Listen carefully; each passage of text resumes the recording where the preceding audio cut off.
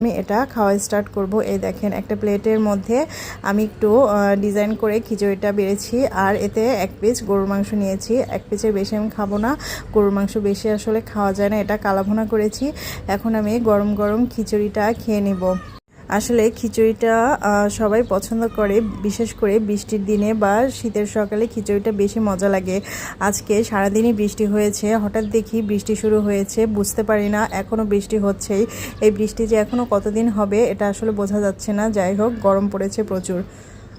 আমিও এভাবে খিচুড়িটা রান্না করতে পারি পোলাও চালের। এর আগের একটি ভিডিওতে আপনাদেরকে আমি দেখিয়েছিলাম পোলাও চাল দিয়ে কীভাবে খিচুড়ি রান্না করতে হয়।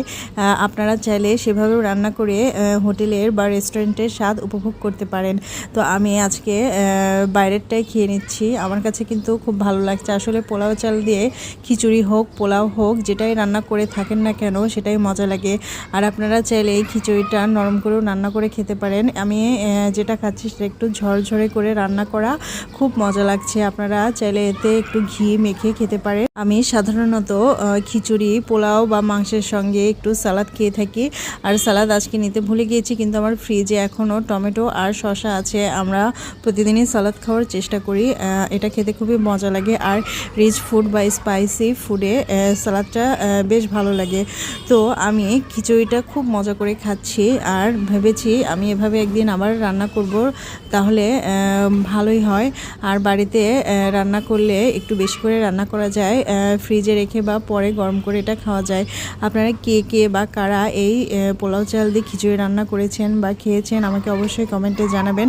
আপনাদের এই খিচুড়িটা খেতে কেমন লাগে অবশ্যই জানাবেন। আর ঢাকার অনেক বিখ্যাত রেস্টুরেন্ট আছে, এখানে অনেক ভালো মজার খাবার পাওয়া যায়। বিশেষ করে পুরান ঢাকার ওই সাইডটাতে খুব ভালো খিচুড়ি বা তেহারি বা কাচ্চি বিরিয়ানি পাওয়া যায়। আমার তো কাচ্চি বিরিয়ানি অনেক পছন্দ। আমি ভেবেছি একদিন সুলতান ডাইনে গিয়ে কাচ্চি খেয়ে আসবো। ছোটোবেলায় আমার আম্মু প্রায়ই খিচুড়ি রান্না করতো, আর খিচুড়ির মধ্যে দেখতাম বেশি করে রসুন দিত, আর পেঁয়াজটা বেশি করে একটু মোটা করে ফালি করে দিত। আমার খিচুড়ির মধ্যে রসুন আর পেঁয়াজটা খুব ভালো লাগে। অনেকেই খিচুড়ির সঙ্গে কাঁচামরিচ খেয়ে থাকেন। আমার কাঁচামরিচ খুব একটা ভালো লাগে না, কিন্তু আমি কাঁচা পেঁয়াজ খিচুড়ির সঙ্গে খেয়ে থাকি। আমার এটা বেশ ভালো লাগে। আপনারা কি কেউ কখনও খিচুড়ির সঙ্গে কাঁচা পেঁয়াজ খেয়েছেন? আমি কিন্তু অনেকবার খেয়েছি, এখন নিতে অবশ্য ভুলে গিয়েছি। আপনারা কে খিচুড়ির সঙ্গে কাঁচা পেঁয়াজ খান, কাঁচামরিচ খান অথবা সালাদ খান, আমাকে অবশ্যই বলবেন, বা আপনাদের এটা খেতে কেমন লাগে। তো আমার খাওয়া প্রায় শেষের দিকে, এখন জলদি খাওয়া শেষ করব। এরপর হাজব্যান্ডকে বলবো ঘুরতে নিয়ে যেতে, কারণ আজকে শুক্রবার মানে একটু ঘুরতে গেলে ভালো হয়। আর তার সাথে আমি অনেকদিন ঘুরতে বের হই।